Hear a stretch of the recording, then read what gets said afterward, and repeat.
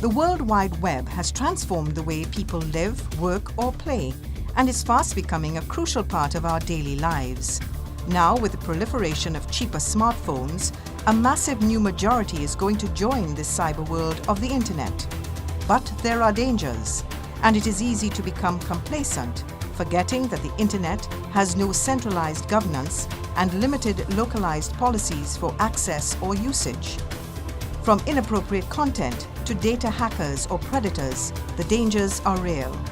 In Trinidad and Tobago, millions are spent in resources by corporations in an ongoing battle to bolster cyber protection for consumers. So you click this and you go to the ALB website, you enter all the information, think everything is nice and smooth, right? But this time it's a hacker on the other end. You hit his webpage and he's now getting all your accounting information. Because then, even up to this present day, we have no child pornography laws in Trinidad and Tobago. A young person, 13, 11, 10, can go onto a website and go onto YouTube and figure out how to hack. But what can we do to bolster our own protection in a digital age against a never-ending siege?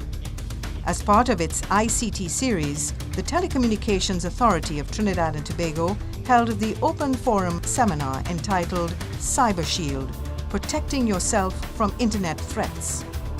Mr. Selby Wilson of the Telecommunications Authority of Trinidad and Tobago highlighted the concerns and the ongoing measures by the authority in building awareness towards internet safety. If your personal computer is hacked, information on that device could be lost or misused, including confidential information and personal documents, such as photographs and important financial data.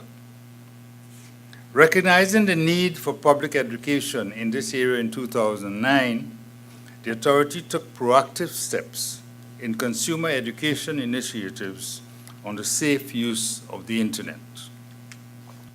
To date, we have produced a 45-minute video presentation titled Cyber Danger, a drama discussion type production dealing with issues surrounding the use of the internet by young people. The program was designed to educate the young persons and their parents and guardians about how to protect themselves from cyber crimes and other related cyber issues. The program continues to be aired periodically and was shown to youthful audiences in some other Caribbean countries at the CTU's ICT Caribbean Roadshow. The roadshow was designed to raise awareness among the public and private sectors, civil society, and academia of the innovative approaches needed for the effective use of ICTs in government, business, and social development. A combination of antivirus and firewall software is probably one of the most effective layers of defense against online harmful threats. But it is useless against techniques like phishing, which can masquerade itself as a trustworthy online source, thus luring an unsuspecting person to supply their confidential information. Mr. Adesh Rampat, Manager IT Security at Republic Bank Limited, highlighted some of the red flags against phishing when conducting financial activities online. Phishing website, again from our Fraud Watch International. User goes on to the banking website, select the option personal account, click next. Now you know what's going on, go ahead and enter in the information.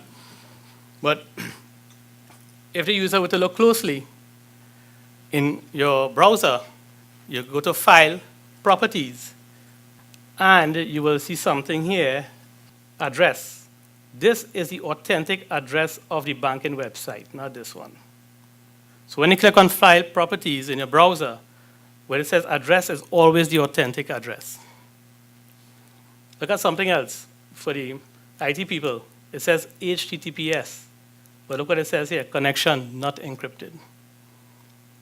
This tells me that something is wrong with its website. When you have a situation like that, you should contact your bank immediately. Because some hacker created a phishing website of your bank's webpage. Social networking sites like Facebook allow the online community to share common interests and develop friendships. But stepping out of the virtual world to meet newfound online friends presents its own risk. Sergeant Amos Sylvester of the Cyber Crime Unit of the Trinidad and Tobago Police Service shares the case file of a fatal encounter. And some years ago, we had somebody from deep south Siparia, met somebody from Belmont online, and then head to Manzanilla. And the next day, the person was dead. Now, the funny thing is that person's page on tag, the site that they met, is still online up to this day because there is nobody to take it down. But this is one of the problems in terms of the web and the access persons have. Then you have a next case, first impressions, where a young lady left home some night, went in a club, indicated her age was over 18, and she danced the night away. Now, the thing is, that lady would have changed her lifestyle after that, and she might have changed it tenfold after that.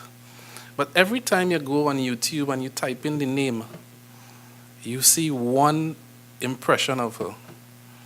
One thing that she cannot take back. Not up to this day. And it would remain there for her children, her grandchildren, and her great-grand to see online. Jurisdictional laws, anonymity issues, and the problem of digital evidence all combine to make cybercrime laws difficult to legislate and enforce. Ms. Kerry Ann Barrett, Manager, Legal Affairs at the Ministry of National Security, gives some insight as to the challenges internationally and at home in the expansion of new laws to protect online users. So one of the things we realize, it's actually difficult to define what cybercrime is. There have been general and broad understandings of it, and the Budapest Convention is a convention that the EU created in 2001. A lot of persons in Europe have signed on to it, and they have basically said, okay, we won't give a specific definition of what cybercrime is, but we'll try to cover the general areas that cybercrime would cover. So they came up with these 4 main categories. Offenses dealing with conduct that is directly against a computer system, including networks, so they've made it a little wider than just a computer system. They're looking at your networking as well.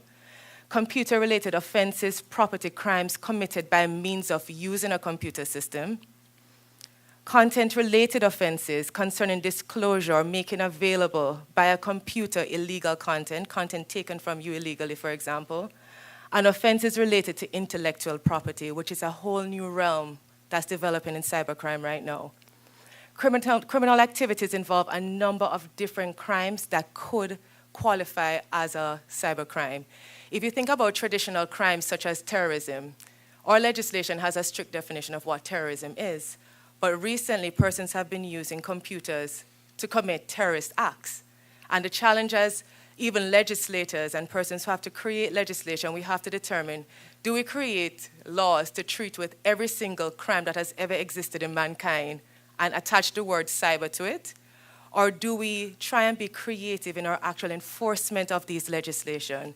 So these are the considerations that we've had to do in terms of how creative are we with enforcing our laws as well.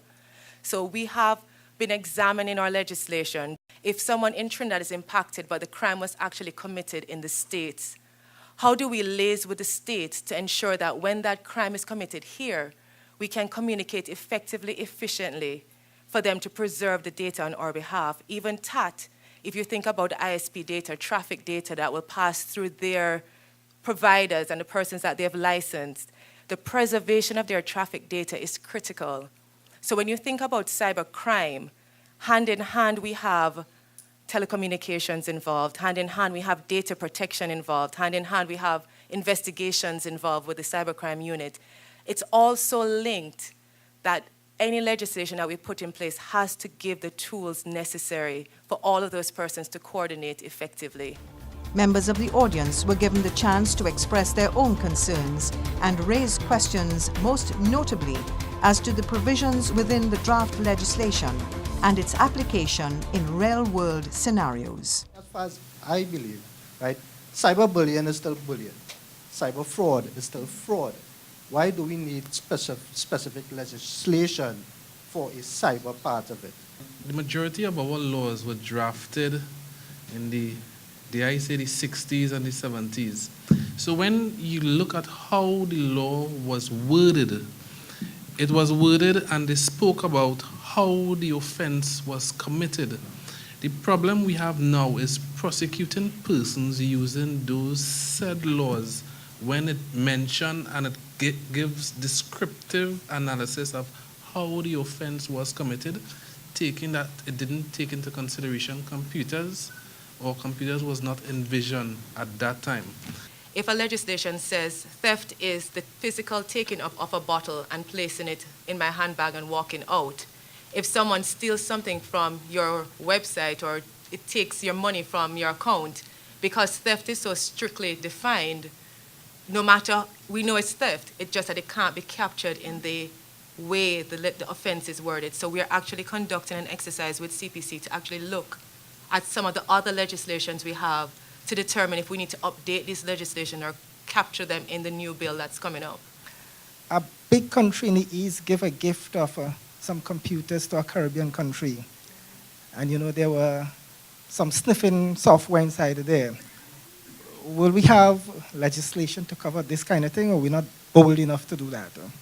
IT specialists in the various ministries, if somebody gives you a gift, whether it be in a company, from a company's perspective as an individual, you need to analyze that.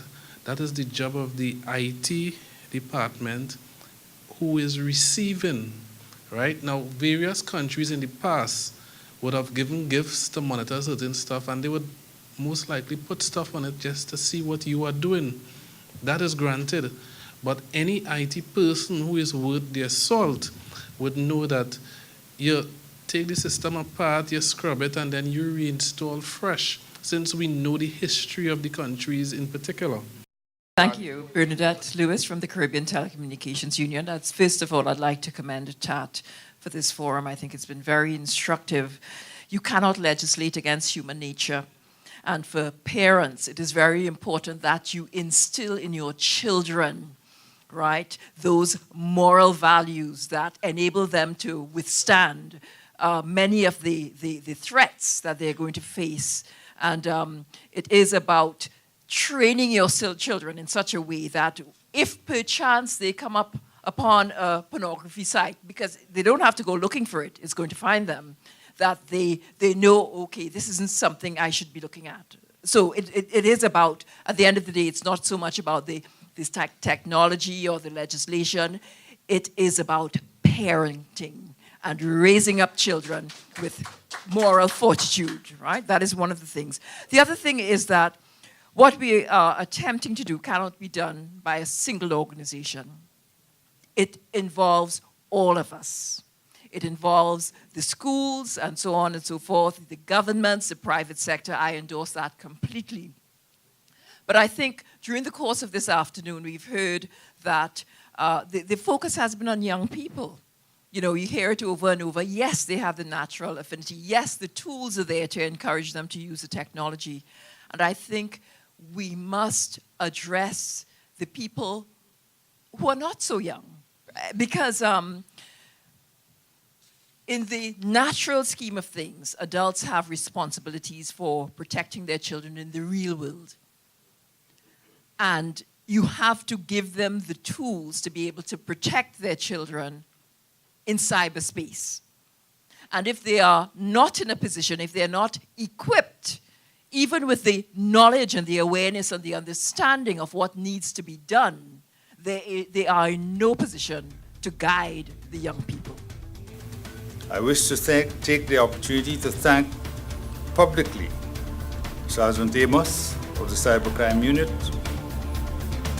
Kerry Ann Barrett of Legal Services in the Ministry of National Security, Mr. Rampat from the Public Bank, and to you, the audience, for continuing to support these efforts of the authority.